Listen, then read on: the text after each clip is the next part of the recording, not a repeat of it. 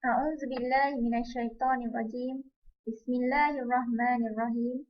Assalamualaikum warahmatullahi wabarakatuh. Saya Nurul Huda Nadirah binti Mokhtar. Hari ini saya akan membincangkan mengenai salah satu istilah tasawuf yang berkaitan dengan al-hal dan al-maqam. Kita pergi kepada definisi maqam dari sudut bahasa.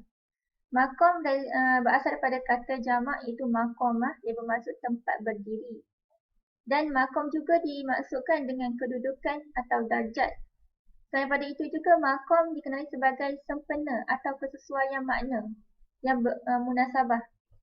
Ada di sini disebutkan orang Arab menyebutkan bahawa likulli maqam maqal yang bermaksud pada setiap suasana atau keadaan itu ada kata-kata atau pendekatan yang sesuai dengannya. Okey, makna lain bagi maqam adalah majlis, kumpulan manusia dan kubur. Maqam juga dikenali sebagai mukam, iaitu penetapan ataupun iqamah ataupun tempat menetap atau masanya. Definisi hal dari sudut bahasa pula, hal ni berasal pada kata jamak iaitu ahwal yang bermaksud masa di mana kita berada. Dalam bahasa Arab, ia disebut hal asyai yang bermaksud sifatnya dan hal al-insan yang bermaksud hal manusia. Hal juga dimaksudkan sebagai keadaan atau kedudukan sesuatu. Kita lihat kepada definisi dari sudut istilah tasawuf. Maqam menurut Al-Kashani menyempurnakan hak-hak yang sepatutnya selagi tidak sempurna hak pada suatu peringkat, maka tidak sah baginya untuk mencapai peringkat seterusnya. Manakala menurut Al-Kushairi pula, maqam adalah suatu adab ataupun akhlak yang dicapai oleh seorang hamba melalui usaha gigih yang dilakukannya di peringkat-peringkat yang dilalui. Menurut At-Tusi pula, tempat atau maqam seseorang hamba di sisi Allah Subhanahu Wa Taala, di mana di situlah dia mendirikan ibadat, mujahadah, latihan dan tumpuan ataupun intiqah kepada Allah Subhanahu Wa Taala. Hal pula menurut definisi istilah tasawuf, berdasarkan pandangan At-Tusi, beliau mengatakan hal ini adalah apa yang menempati di hati atau yang ditempatkan pada hati hasil dari kejenihan zikir-zikir. Manakala menurut Al-Kushairi pula, suatu makna yang lahir pada hati tanpa disengajakan oleh mereka ataupun daripada golongan para sufi, dan mereka tidak mampu menarik atau mengusahakan perkara-perkara tersebut seperti tenang, perasaan sedih dan lapang. Okey, di sini kita lihat perbezaan maqam dan hal. Di sini juga kita dapat lihat ciri-ciri maqam dan hal. Yang pertama, bagaimana sesuatu maqam atau hal itu dicapai? Adakah berdasarkan kepada usaha ataupun kurniaan Allah Subhanahu Wa Taala? Yang kedua, adakah maqam atau hal kekal atau berubah-ubah? Kita lihat yang pertama, bagaimana sesuatu maqam atau hal itu dicapai, sama ada secara usaha atau kurniaan Allah Subhanahu Wa Taala. Okey, sesuatu maqam dicapai dengan cara mujahadah dan ia adalah sesuatu yang boleh diusahakan.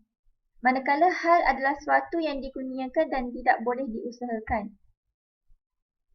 Menurut pandangan ahli tasawuf, iaitu berdasarkan Al-Tusi, dan hal itu diperolehi bukan dengan cara mujahadah, ibadat dan latihan sebagaimana maqamah. Menurut Al-Hujwiri pula, maqam umpama jalan seorang penuntut dan tempat di mana ia berada semasa mujahadahnya, manakala hal adalah kemuliaan dan kerahmatan Allah Subhanahu Wa Taala yang dikurniakan kepada seseorang hamba dan ia tiada kaitan dengan mujahadah atau usaha hamba tersebut. Okey, soalan yang kedua pula, adakah maqam atau hal kekal atau berubah-ubah? Kedudukan maqam adalah kekal.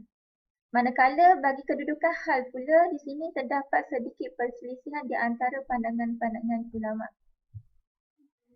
Okey, pandangan tokoh yang mengatakan hal itu kekal, jika ia tidak kekal, ia adalah suatu lintasan makna, iaitu lawaih, iaitu lintasan hati. Sesuatu sifat itu apabila ia kekal, barulah boleh disebut sebagai hal. Menurut Al-Muhasibi pula, sekiranya keberterusannya tidak harus, maka sesuatu yang dicintai, iaitu Al-Muhib, itu tidak dicintai. Dan sesuatu yang diidamkan, Al-Mushtaq, tidak diimpikan. Manakala pandangan tokoh yang mengatakan hal tidak kekal adalah Al-Junaid. Beliau mengatakan ahwal adalah seperti kilat. Sekiranya ia kekal, ia adalah fisikan jiwa, iaitu hadis 6.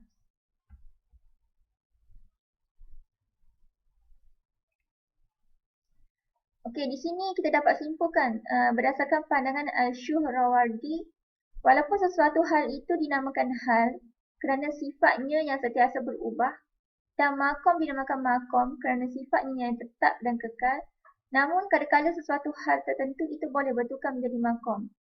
Jadi, berdasarkan perbezaan tersebut dapat disimpulkan bahawa makom ini adalah sesuatu yang kekal dan ianya adalah berdasarkan kepada usaha-usaha para salih. Manakala hal pula adalah sesuatu yang sentiasa berubah-ubah dan ianya adalah kurniaan Allah Subhanahu Wa Taala, tidak boleh diusahakan berdasarkan kepada mujahadah seseorang. Kemudian kita tengok kepada tahap-tahap makom. Tahap makom yang pertama ialah taubah.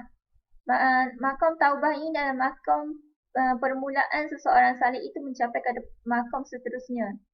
Yang kedua adalah makom warak, zuhud, fakru, sabru, tawakal dan akhir sekali adalah ridha. Tahap hal pula yang pertama adalah muraqabah. Kemudian diikuti dengan khauf, roja', syauq, mahabbah, tumaninah, musyahadah dan seterusnya adalah yakin. Okey, secara kesimpulannya, makom adalah tingkatan yang harus ditempuh oleh para salik untuk sampai pada titik akhir tujuan. Makom adalah usaha daripada para salik itu sendiri, manakala ahwal adalah keadaan yang dialami oleh para salik semasa dalam perjalanan kerohaniannya. Wallahu a'lam. Itu saja daripada saya. Sekian, terima kasih.